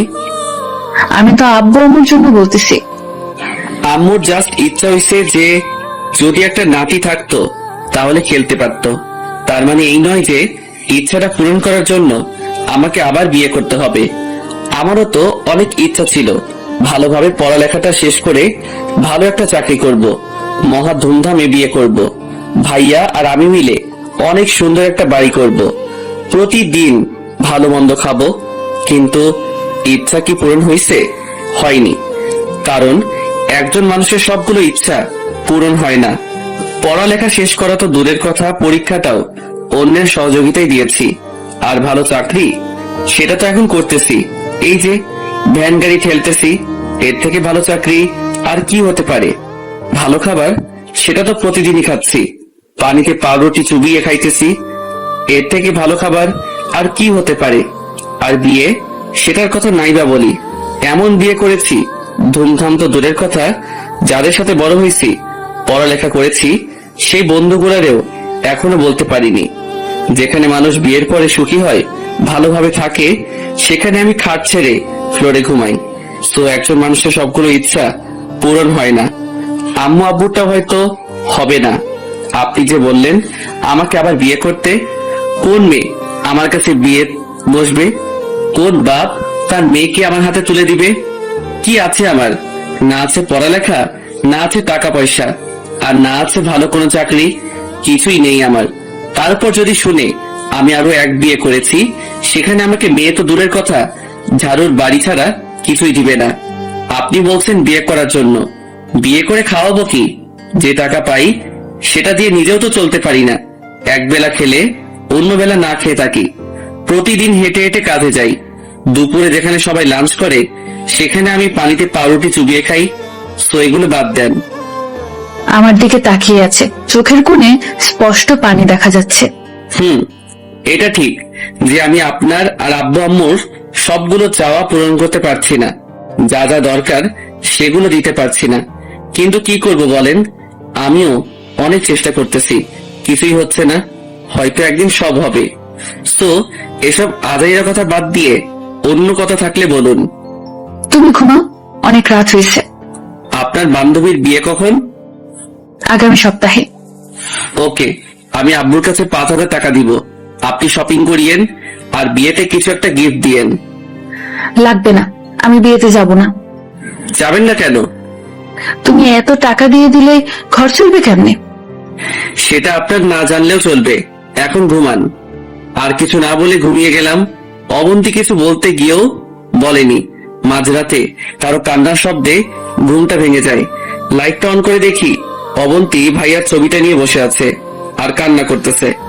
কি ব্যাপার, আপনি ঘুমাননি এখনো? কি হয়েছে, কথা বলেন না কেন? না, ঘুম আসছে, তুমি ঘুমাও। সরি, তুমি ঘুমাও। কেমনে ঘুমাবো? চিল্লাচিল্লির মধ্যে কি ঘুমানো যায়? আমি আবারও ঘুমাতে গেলাম। ঘুম আসছে না। অবন্তীর হাতে ভাইয়ার ছবিটা দেখে ভাইয়ার কথা মনে পড়ে গেল। ঘড়ি দেখলাম 2টা বাজে। আমি উঠে বাসা থেকে বের হয়ে ভাইয়ার কবরের পাশে গেলাম। বসে বসে কল্পনা করতে লাগলাম ভাইয়ার স্মৃতিগুলো। তারপর নিজে নিজে বলতে লাগলাম, ভাইয়া কেমন আছিস? তোর কথা খুব মনে পড়ছে, তাই চলে আসলাম। ভাইয়া, তোর অবন্তীকে আমি সুখে রাখতে পারছি না রে। কি করবো বল? সে এখনো তোকে অনেক ভালোবাসে। সবকিছুর মাঝে তোর অস্তিত্ব খুঁজে বেড়ায়। জানিস, তুই খুব লাকি। অবন্তী তোকে এতই ভালোবাসে যে তোর জায়গায় অন্য কাউকে বসানো তো দূরের কথা, কল্পনাও করে না। জানিস ভাই, সে এখনো তোর ছবি নিয়ে কান্না করে। তুই চলে যাওয়ার পর আমাদের সবার মুখ থেকে হাসিটা চলে গেছে। সবকিছু ঠিকঠাক আছে, তবুও কেমন জানি একা একা লাগে। অবন্তী এখনো তোর পথ চেয়ে বসে থাকে। ওর ধারণা তুই আসবি। অবন্তী তোকে এতটাই ভালোবাসে যে আমাকে বিয়ে করার পরও সে আমাকে বলছে অন্য কাউকে বিয়ে করে সংসার করতে। জানিস ভাই, মাঝে মাঝে অবন্তীর উপর খুব রাগ হয়। ইচ্ছে করে ওরে অনেক বকা দেই, কিন্তু ওর দিকে তাকালেই তোর কথা মনে পড়ে। জানিস ভাই, আমারও অনেক কষ্ট হয় তোরে ছাড়া থাকতে। চাইলেও ভেঙে পড়তে পারি না আব্বু আম্মুর কথা চিন্তা করে। ভাই, তুই যেমন আমাদের সব চাওয়া পাওয়া মিটিয়েছিলি, আমি তেমন পারছি না রে ভাই। ভাই, তুই আমাকে মাফ করে দিস। দোয়া করিস আমার জন্য, যেন ওদের সবার মুখে হাসি ফোটাতে পারি। আরো কিছুক্ষণ পর সেখান থেকে বাসায় চলে গেলাম। তাহাজ্জুদের নামাজ পড়ে নিলাম। তারপর ফজরের নামাজ পড়ে আবারও ভাইয়ার কবরের পাশে গেলাম। কবর জিয়ারত করে বাসায় এসে রেডি হলাম। প্রতিদিনের মতো রওনা দিব। তখন অবন্তী আসলো। পারভেজ, একটা কথা বলতাম। বলেন। বিয়েতে তুমি যেতে পারবে? আমি গিয়ে কি করব? আপনার বান্ধবীর বিয়ে, আপনি যান। আমার অন্য বান্ধবীরা সবাই ওদের হাজবেন্ডকে সাথে নিয়ে যাবে। সমস্যা কি? আপনি একা যাবেন? প্লিজ, না করো না। আমার কাজ আছে, আপনি নিজে চলে যাবেন। তুমি না গেলে আমিও যাব না। আমার নিজেরও তো একটা পার্সোনালিটি আছে। তার মানে আপনার পার্সোনালিটি রক্ষা করার জন্য আমাকে নিয়ে যাবেন? না, তোমাকে। হইছে, আর মিথ্যা বলতে হবে না। আমি যাব না। এমন সময় আব্বু আসলো। কি ব্যাপার, এত চিল্লাচিল্লি কিসের? দেখো না আব্বু, তোমার ছেলেকে আমার সাথে যাওয়ার জন্য বলছে, সে নাকি যাবে না। কিরে, সত্যি নাকি? আব্বু, আমার কথাটা শোনো। কোনো কথা শোনার দরকার নেই, তুই বিয়েতে যাবি, এটাই ফাইনাল। কিছু বলতে গিয়ে পারলাম না, সোজা বাসা থেকে বের হয়ে কাজে চলে গেলাম। রাস্তায় আইমানের সাথে দেখা হলো। কি রে পারভেজ, দোস্ত কি অবস্থা? আছি, তোর কি খবর? সব ঠিকঠাক। কয়েকদিন পর তো রেজাল্ট দিবে। কোন দিবে জানিস? মনে হয় 5 তারিখ। তুই জানিস না? না, তোর কথাই শুনলাম। আগের মতো অনলাইনে থাকি না, তেমন কোনো নিউজ জানা নেই। আচ্ছা শোন, তোর জন্য একটা সুখবর আছে। কি? একটা কোম্পানিতে কয়েকদিন সুপারভাইজার নিয়োগ দিবে, স্নাতক কমপ্লিট করা লাগবে। তোর রেজাল্ট ভালো আসলে তুই আবেদন করিস। থ্যাঙ্কস দোস্ত। অবন্তী এসেছে? এসেছে। তুই নিয়ে আসছিস নাকি নিজেই থেকে এসেছে? ও নিজে থেকে এসেছে। আমি যখন ওর বাবার বাড়িতে গিয়েছিলাম ওরে আনতে, তখন আসিনি। গতকাল নিজে থেকে এসেছে। তুই এখন কি সিদ্ধান্ত নিলি, ডিভোর্স দিবি? জানি না, তবে আমার মনে হচ্ছে অবন্তী ঠিকই আমাকে মেনে নিবে, কিন্তু একটু সময় লাগবে। ভাইয়ার স্মৃতি থেকে আমি নিজেই এখনো বের হতে পারিনি, আর অবন্তী এত তাড়াতাড়ি বের হতে না পারাটাই স্বাভাবিক। তাহলে তো ভালোই। আচ্ছা দোস্ত, তুই থাক, আমার দেরি হয়ে যাচ্ছে। পরে বস আর আমি ঝাড়ি দিবে। আচ্ছা ঠিক আছে, যা। তারপর কাজে চলে গেলাম। রাতে আসার সময় বেতন নিয়ে আসলাম। বাসায় এসে ফ্রেশ হয়ে আব্বুর হাতে টাকাগুলো দিলাম। আব্বু অবন্তীকে ডেকে টাকাটা দিল। অবন্তী আব্বুকে বলল, আব্বু, একটা কথা বলতাম। মা বলো। আপনি একটু পারভেজকে বলে দেন যাতে কালকে আমার সাথে একটু শপিং এ যায়, আমি কিছু গিফট কিনবো। যাবে, সমস্যা কি? এই পারভেজ, কালকে ওর সাথে বের হইস। বাবা আমার কাজ আছে, আমি পারবো না। পারবি না কেন? আজকেই বেতন দিয়েছে, আর কালকে যদি কাজে না যাই, পরের দিন গেলে লাথি দিয়ে বের করে দিবে। তাহলে সন্ধ্যায় যাবি। তখন টিউশনি করানো লাগবে। আমি কিছু না বলে রুমে চলে গেলাম। পরের দিন কাজে গেলাম। সেখান থেকে এসে রেডি হয়ে অবন্তীকে নিয়ে বের হলাম। বিয়ের পর এই প্রথম অবন্তীকে নিয়ে বের হয়েছি। একটা রিক্সা নিয়ে যাচ্ছি। আমি একটু সরে বসে আছি। তোমার কি আমার পাশে বসতে অস্বস্তি লাগছে? না, কেন? তাহলে এদিক ওদিক চেপে বসছো কেন? আরো ক্লোজ ভাবে বসো। সমস্যা নেই, আমি ঠিক আছি। তারপর দুজনেই চুপ। নীরবতা ভেঙে অবন্তী বলল, পারভেজ, বলেন। তোমার কি মন খারাপ? না, কেন? গোমরা মুখ করে বসে আছো তাই। ও না, আমি ঠিক আছি। কথা বলতে বলতে শপিং মলের সামনে চলে আসলাম। অবন্তী অনেকগুলো গিফট দেখলো, তারপর একটা চয়েস করে ওটা কিনলো। এরপর একটা শাড়ির দোকানে গেল। আমাকে বলল শাড়ি পছন্দ করে দেওয়ার জন্য। দোকানের মধ্যে অনেক লোক, তাই কিছু না বলে নীল রঙের একটা শাড়ি পছন্দ করে দিলাম। ভাইয়ার সাথে যখন বিয়ে হয়েছিল তখন একদিন অবন্তী ওদের বাসায় যাওয়ার সময় একটা নীল শাড়ি পরেছিল। সেদিন অবন্তীকে অনেক সুন্দর দেখাচ্ছিল। সাথে ভাইয়া নীল পাঞ্জাবি পরেছিল। দুজনকে অনেক সুন্দর লাগছিল, তাই অবন্তীর জন্য নীল শাড়িটাই পছন্দ করে দিলাম। তারপর অবন্তী আমাকে বাইরে দাঁড়িয়ে রেখে কোথায় যেন গেছে। অনেকক্ষণ পর আসলো। কোথায় গিয়েছিলেন? ওয়াশরুমে। আর কিছু নিবেন নাকি রিক্সা ডাকবো? রিক্সা নেওয়ার দরকার নেই, হেঁটে হেঁটে যাবো।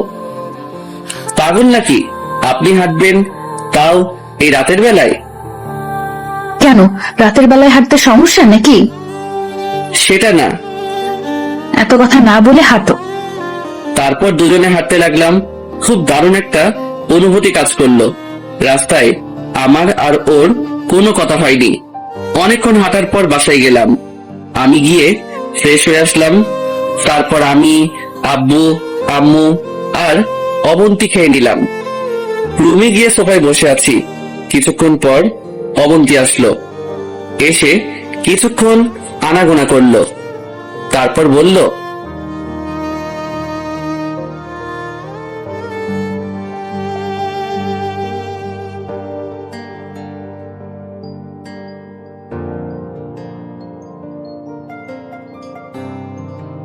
তারপর দুজনে হাঁটতে লাগলাম।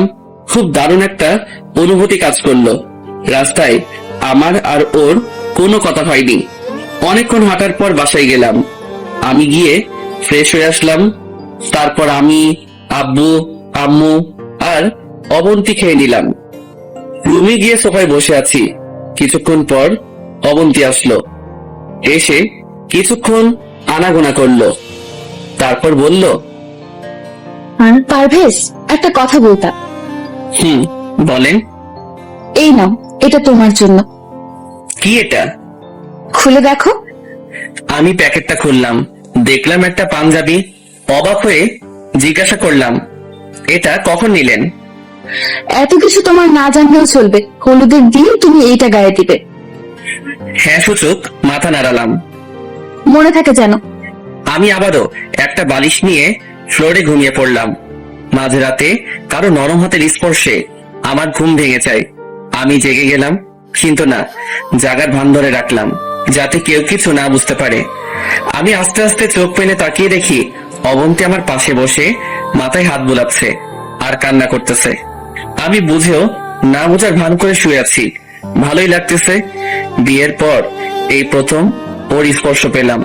কিছুক্ষণ পর আমি চোখ বন্ধ করে বললাম, অনেক হয়েছে, এবার ঘুমিয়ে পড়ুন। অবন্তী আমার কথায় অবাক হয়ে যায়। তাড়াতাড়ি বসা থেকে উঠে খাটে চলে যায়। আমি ওপাশায় ঘুমিয়ে গেলাম। সকালবেলা রেডি হয়ে কাজে যাচ্ছি, এমন সময় আব্বু আর অবন্তী আমার সামনে পথ আটকে দাঁড়ালো। কিরে পারভেজ, কই যাস? কই আবার, কাজে। কালকে তোকে কি বললাম? আমার বান্ধবীর বিয়ে যে, সে কথা বলিনি? মনে আছে। তাহলে কাজে কেন যাচ্ছিস? সারাদিন বাসায় থেকে কি করব? বিয়েতে যাব সন্ধ্যায়। সন্ধ্যায় গেলে খাবি কখন? আরে ধুর, আজকে বিয়ে না, আজকে গায়ে হলুদ, সো সন্ধ্যায় গেলে হবে। প্লিজ একটু তাড়াতাড়ি আসিও। আমি আর কিছু না বলে বেরিয়ে গেলাম। সারাদিন কাজ শেষ করে বিকেল বেলা বাসায় চলে আসলাম। এসে দেখি অবন্তী আগে থেকে রেডি। আমিও ফ্রেশ হয়ে রেডি হলাম। অবন্তী একটা ব্যাগে কাপড় চোপড় নিয়ে নিল। তারপর আব্বু আম্মুকে বলে বেরিয়ে গেলাম। একটা সিএনজি নিলাম। অনেকক্ষণ পর বিয়ে বাড়িতে গিয়ে পৌঁছালাম। চারপাশ খুব সুন্দর করে সাজানো। বাড়িতে গেলাম। অবন্তীকে দেখেই ওর ফ্রেন্ড জড়িয়ে ধরলো। তারপর আমার সাথে পরিচয় করিয়ে দিল। তারপর একটা রুম দেখিয়ে দিয়ে বলল সেখানে যেতে। আমি ওখানে গিয়ে বসলাম। রাতের বেলা একা একা ভালো লাগছে না। এদিক ওদিক হাঁটতেছি, এমন কিছু একটা সাথে ধাক্কা খেলাম। তাকিয়ে দেখি একটা মেয়ে আমার দিকে না তাকিয়ে বলতে লাগলো, ওই মিয়া, চোখে দেখেন না, দিলেন তো শাড়িটার 12টা বাজিয়ে। তারপর আমার দিকে তাকালো। আমি তো ওরে দেখিয়ে একটা টাস্কি খেলাম। এটা যে লিমা, আমার ক্লাসমেট। আমাকে দেখে বলতে লাগলো, আরে পারভেজ, তুই? কি রে তুই, কি অবস্থা তোর? আমি তো ভালোই আছি, তোর কি খবর? আছি আলহামদুলিল্লাহ। তো বিয়েতে আসলি নাকি? তুইও কি সেম? আমার মামাতো বোনের বিয়ে। মাহি তোর কি হয়? অবন্তীর বান্ধবী। অবন্তী কে? তোর ভাবি। কি, তুই বিয়ে করেছিস? হারামি, একটু বললিও না। সরি রে, হুট করেই বিয়েটা হয়ে গেছে। হইছে। চল আমার কাজিন গুলোর সাথে তোর পরিচয় করিয়ে দেই। সবার সাথে তো পরিচিত হলাম। অবন্তী জামাই হিসেবে হইছস, আমার বন্ধু হিসেবে তো আর হোসনি। চল তো। আচ্ছা ঠিক আছে চল। তারপর লিমার সাথে গেলাম। সবার সাথে আবারও পরিচিত হলাম। তারপর আমি আর লিমা কলেজের কথাগুলো মনে করে খুব হাসাহাসি করতেছি। অন্যদিকে চোখ পড়তেই দেখি অবন্তী তাকিয়ে আছে আমাদের দিকে। আমি ওরে দেখে আরো জোরে হাসতে শুরু করলাম। অবন্তী হঠাৎ করেই এসে আমাকে হাত ধরে টেনে নিয়ে যায়। ওই, এখানে কি করো? দেখেন না কি করি, আড্ডা দিচ্ছি। আড্ডা দিচ্ছ মানে? ওই মেয়েটা কে? ও আমার বেস্ট ফ্রেন্ড। কি, তোমার মেয়ে বেস্ট ফ্রেন্ড আছে? কই, আগে তো কখনো শুনিনি। আপনাকে কেন সবকিছু বলবো? আমার পার্সোনাল ব্যাপার আমার কাছে থাকবে। আচ্ছা, খেয়ে যাও। আপনি খেয়ে নেন, আমি ওদের সাথে খাবো। একটু ভাব দিলাম। কাদের সাথে? আমার ফ্রেন্ড আর ওর কয়েকজন বান্ধবী। অবন্তী কিছু না বলে রাগ দেখিয়ে চলে গেল। আমি দাঁড়িয়ে দাঁড়িয়ে হাসতেছি। এমন সময় পেছন থেকে কেউ একজন টোকা দেয়। তাকিয়ে দেখি লিমা। কিরে, তোর বউ তো রেগে গেল? না, রাগিনি। পারভেজ ভাই, তুই আর আমার সাথে কথা বলিস না, পরে দেখবি তোরে চিবাইয়া খাইবো। শোন, তোকে একটা অভিনয় করতে হবে। কি অভিনয়? সব শিখিয়ে দিলাম। না ভাই, আমি পারবো না, তুই অন্য কাউকে বল।